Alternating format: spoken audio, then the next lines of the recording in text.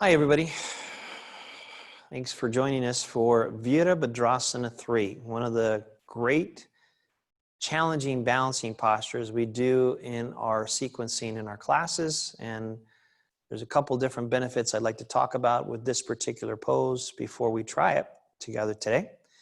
Virabhadrasana 3 is obviously really good at improving balance. It's what we would call Warrior 3. It's really good at improving balance. Now, yoga is famous for helping people either that are injured to recover from the injury, or it helps a lot of people to prevent injury because they're so flexible and so strong that even when they fall off balance and fall down, they don't hurt themselves so much. Now, Virabhadrasana is a little different in that latter part of that letter example I just gave you, because when we practice a lot of balancing postures in our sequencing, we can actually catch ourselves a lot sooner. So we prevent falling, which leads to a lot of injuries in our life. So we can actually improve people's balance so much that they don't fall so much. And that's one of the ways that yoga can actually prevent a lot of injuries that are very problematic for an entire life. One fall can lead to all kinds of problems: a hip fracture, a leg fracture, a spinal fracture. So having good balance and always improving it by stimulating the muscles and the nervous system with challenging poses like Virabhadrasana, really important. Because again, we can prevent a lot of that and not have to worry about falling, because we know we're going to catch ourselves if we do happen to fall off balance. And it always happens. There's always a time where we step off a curb or step up the stairs, or just are unaware of where our body is in space and we just fall off balance.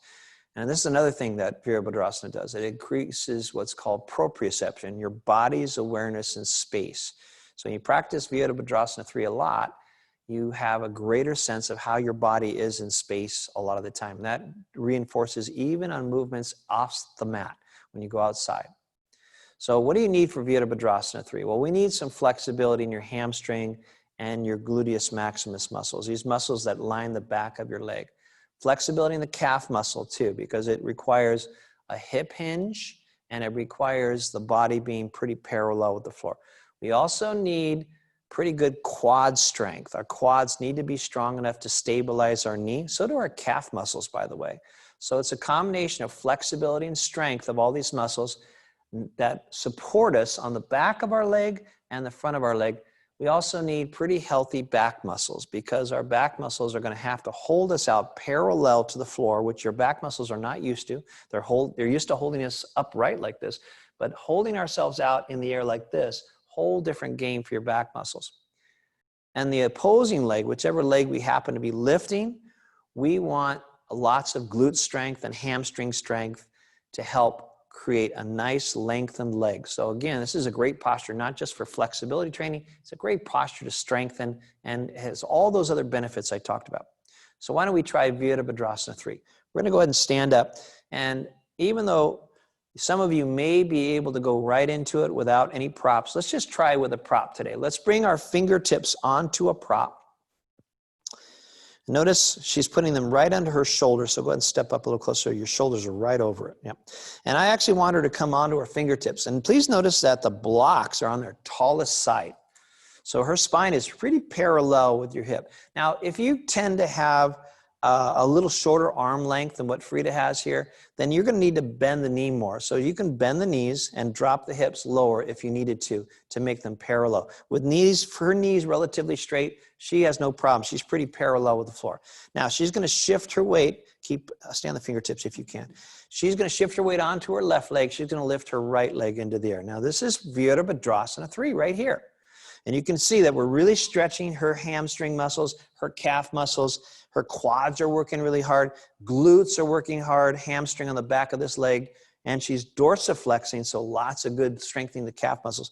Now, if she wants to train her back a little stronger, she'll carefully bring the hands to her heart and squeeze the palms together. And you can see her legs are really working hard now. It's a really intense posture. We definitely want to be warmed up.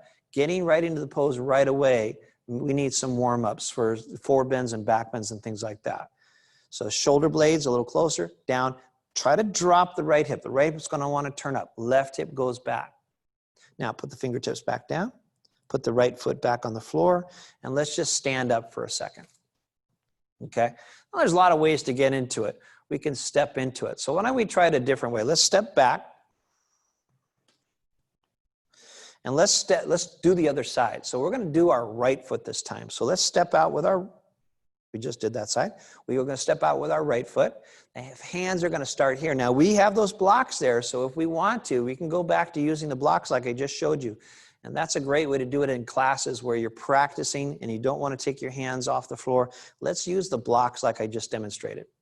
But this case, we're going to keep our hands at our heart. We're going to tilt forward and hinge from the hip.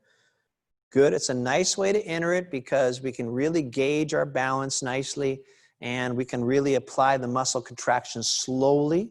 Again, legs are working super hard here. Great for strengthening. We're going to try to drop the left hip. Try to make the right hip go backward. We're going to feel some muscles. Maybe push the shoulder blades closer, down. Feel the back, a nice extended like cobra stretch. Leg is lifted, lots of powerful extension here. And then we're going to step back and stand back up. Easy to see, you can relax, thank you. Easy to see how doing this posture regularly will improve your balance so much that you will catch yourself a lot easier in scenarios out there where you might just lose your balance for a moment.